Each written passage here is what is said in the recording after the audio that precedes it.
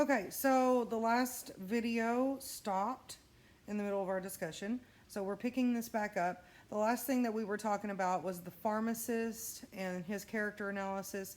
The pharmacist, we said, basically represented the townspeople and how they interacted with Emily. If you remember, the pharmacy scene is when Emily goes in to buy the arsenic. And he tells her, I have to know why you're buying the arsenic. It's the law. And she says, nothing. She stares at him. And he waits on her to respond. She never does. And he finally just walks away, gets her the arsenic, but doesn't hand it to her himself, hands it to his servant boy to give it to her. And then when she opens it, it says for rats, which is also, I think, a symbol. How many times they mention the word rats in terms of the Homer and men in general. Remember when they're looking for the smell? Another snake. It must be snakes a snake and or rats. a rat. Yeah. And then Snake. he says, "What are you doing? Trying to kill a rat?" And then he ends up putting it on the arsenic bottle for rats because he has to put something on there. But in terms of what the pharmacist means to the story, I think he is very representative of what the townspeople think, and he, as well as the other townspeople, are just too afraid to confront her, based on her status in the town, based on the fact that she's a woman, and they just kind of let her get away with everything, including murder. So, moving on from that character, now I want to talk about our main characters. So before we start talking about Emily, let's talk about Homer a little bit. Okay? So what can we've already mentioned the fact that he's gay, he's a day laborer, he is from the north. What are some things that it talks about him doing? We never get direct dialogue from him. No. But what does it say that he's doing that can help us kind of understand who he is as a character? Well, we know he's a very fun-loving character. Mm-hmm. We know he's very personable. It mentions multiple times in the story how everybody in town immediately took to him and liked him. At one point it says if there was ever a time in town where there's a bunch of people gathered and laughing, that Homer was in the middle of it. Right. So it's things like that that let us know his personality. So he drew people into him, especially someone like Emily. It's surprising that she would be drawn into anyone, much less a character who was outgoing. But as they say, opposites attract, right? And so for the same reasons that other people were probably interested in him as a person, she was too. She fell into that magnanimous, how do you say that? Magnanimous attitude that he had in life, right? He was kind of over the top, vivacious, and also gay. So how do you think it is that everyone else in town was able to recognize this trait and she was not able to recognize it?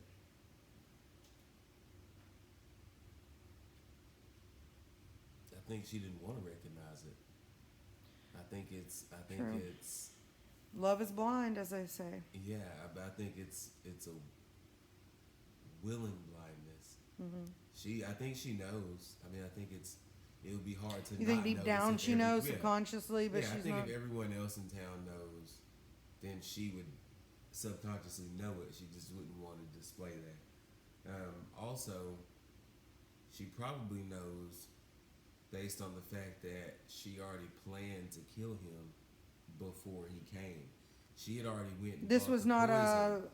a fly by the seat of your pants type It thing. was first degree murder, premeditated. Right. She went and bought the poison 1st, invited him over.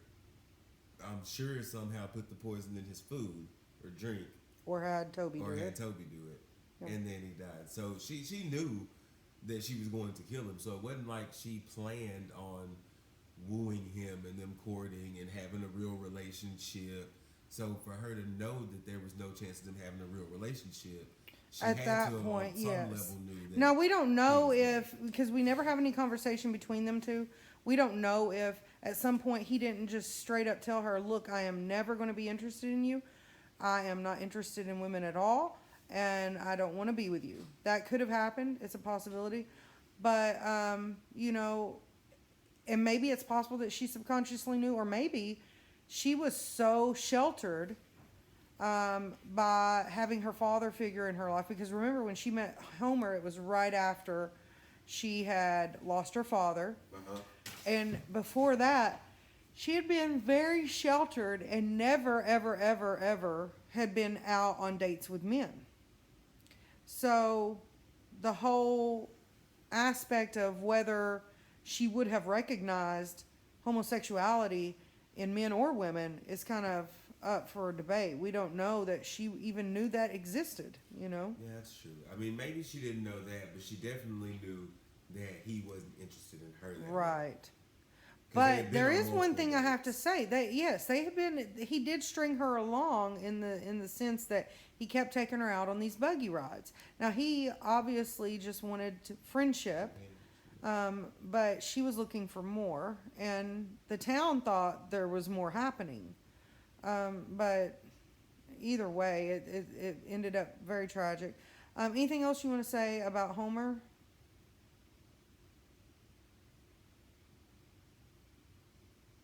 I don't believe so. What do you think about that? I know he was a hard worker, Mm-hmm. even though he played a lot. You know, he worked hard and played hard. Right. He tells multiple times about how he was basically the boss of the crew, and he would literally yell and cuss at them to get them to do what they were supposed Right, to and do. the young boys would follow him Right. around because they got a kick out of that. He was also interested in young boys, right? It literally says that. Not Yeah, but I don't young, think he young, meant not young. not children young. I don't Right. think, but younger men. Correct. Though I'm pretty sure it does say young boys in the thing.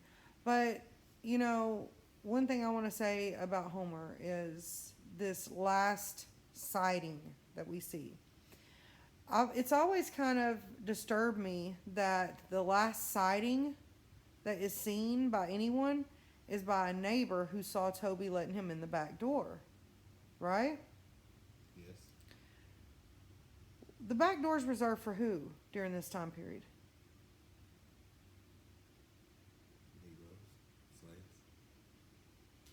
Well, there were no slaves because this is around 1894. So we're assuming black people. Yes, right.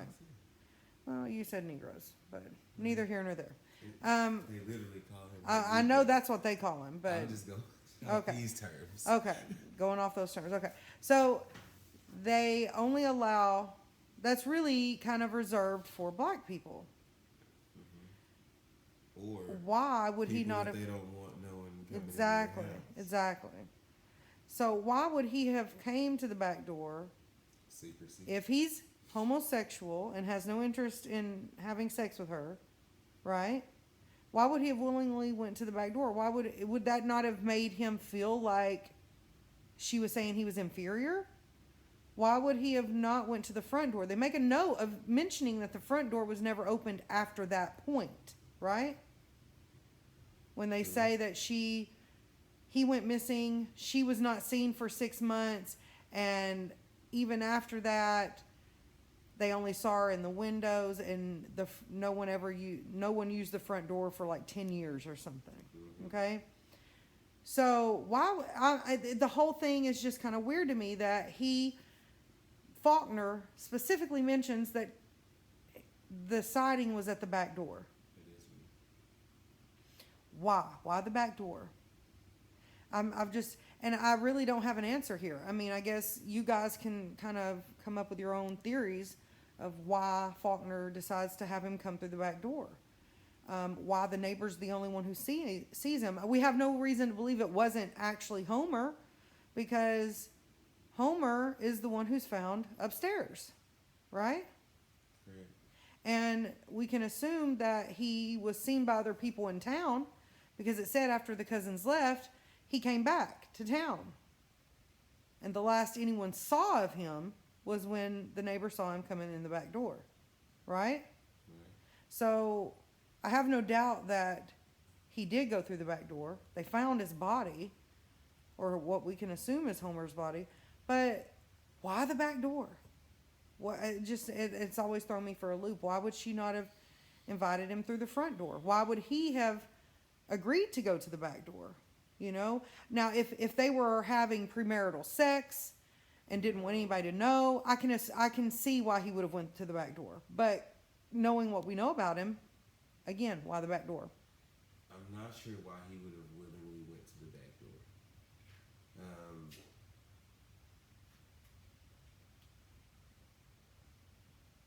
Analyzing the text, one could say that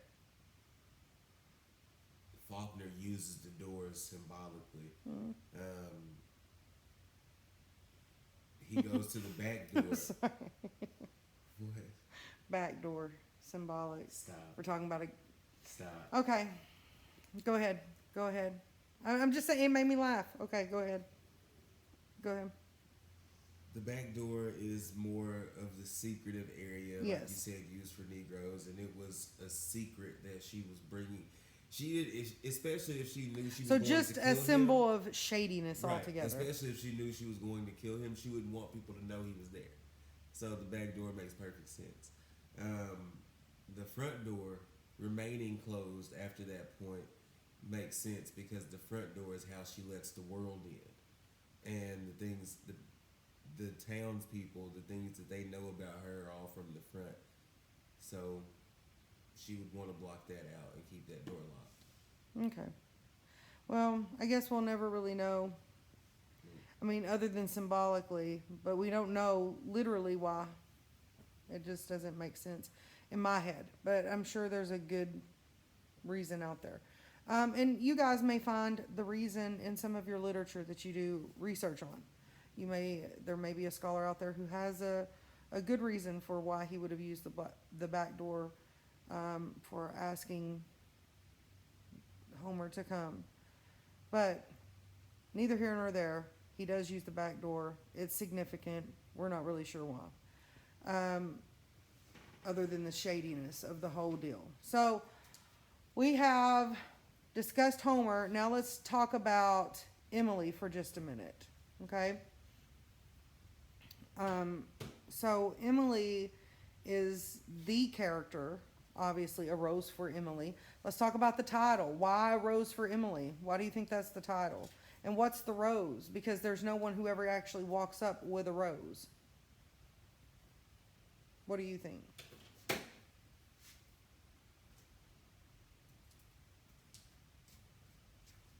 Have you ever thought about the title? What the significance of it is? I've thought about it. It's Well, is it not strange to you that there's never an actual rose for Emily mentioned? No one ever says, okay, here's your rose, Emily, or like I'm throwing a rose on her grave, though it is symbolic of throwing a rose on the grave. right. That's I think the story itself is the rose. The rose for Emily is the tale that they're telling. It's kind of like their final goodbye, their farewell from the town. And it's an acknowledgement in a way. You know, the tale itself is an acknowledgement to her. Because think about it, after her, there's nothing left, right? There's no kids. right. There's no legacy to live on. Her name is gone. And as proud as her and her family and her father was about carrying on the legacy of their name, you know, the rose for Emily could be the fact that they are continuing on with at least a recognition of who she is. Also, something. Notice the title is A Rose for Emily, not a red rose for Emily or a white rose for Emily. All different types of roses have different types of symbolism. So, thinking of a rose would automatically make the reader think of some type of symbolism, whether it's love or passion. White roses are sometimes used to represent innocence. So all these different ideas will come into play when people think about the title. So, in terms of the title, who do you think's giving the rose? The townspeople. the townspeople. The narrator, who is also the townspeople, because she keeps using the Collective we. And the rose would be, I guess, the story itself. Or maybe it's the way they treated her I think it's the way they all treated those her years. all those years. Yeah. Neither here nor there. It can be interpreted whatever way you need it to be, right? For your thesis, your theme, and trying to prove that. But when talking about Emily, what do we need to say about her that we haven't already said as a character analysis? Part of being able to analyze the literature, especially when you're doing a character analysis, is going to be part psychology. So if you've had psychology classes, that's going to help you in this area. Even if you haven't, though, you've been around people enough to be able to interpret kind of their ideas and what they're thinking and where their motivations come from. So that's part of the whole literature analysis, is being able to kind of put psychology to use toward the characters. So playing kind of a psychological detective, what do we have to say about Emily? We've talked already about how she is constantly trying to live up to the shadow of her father, right? And her name. But I think we need to talk about more than that if we're going to really be able to explain the whole necrophilia I think thing. it's mental illness. Obviously, yes. We need to talk about that because they actually discuss, and remember, during this time period, There was no such thing as- 1894, I mean, there was but they didn't lots of mention mental it. illness, but they didn't They didn't treat it as diagnose mental it as illness. such, right. Right. It was taboo to even mention. And when people did go mentally ill, how did they treat them? Like there was something wrong with them. Yes. And they would lock Well, I them mean, away. more than like there was something wrong with them. Like, Like they were contagious almost. yes. Sometimes they would get locked away. Sometimes they would get experimented on. Sometimes they would be kind of cast out of the town and into the wilderness to fend for themselves. So mental illness was sometimes a death sentence for these people. Wow. It was her name and her status in the town that really kept her and her aunt, their mental illness problems from causing that type of pain for them. But when we're talking about mental illness, we don't know specifically what kind here. Right. But we know that there's some major problems going on with her. I mean, there's lots of things that point to it. They talk about another family member who has mental illness.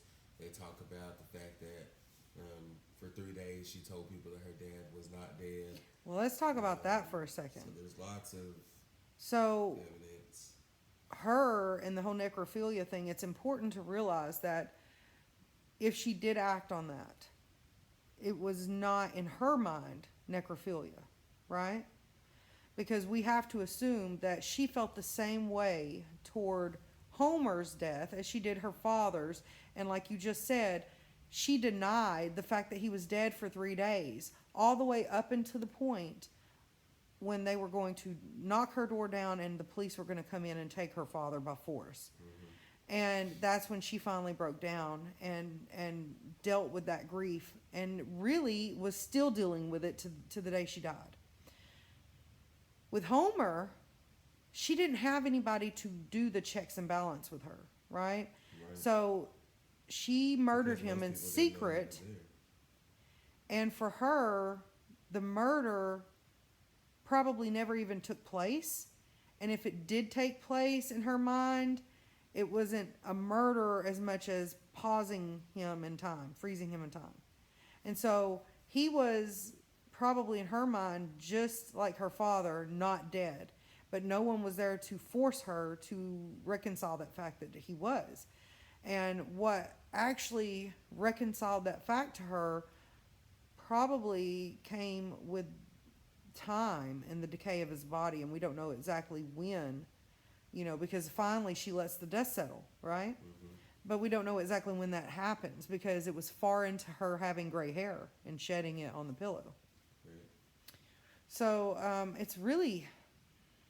it's awful and gross and yucky, but it's sad too, right? That she's not able to come to grips with reality in a way, and deal with her grief and her depression in a way that is acceptable or healthy.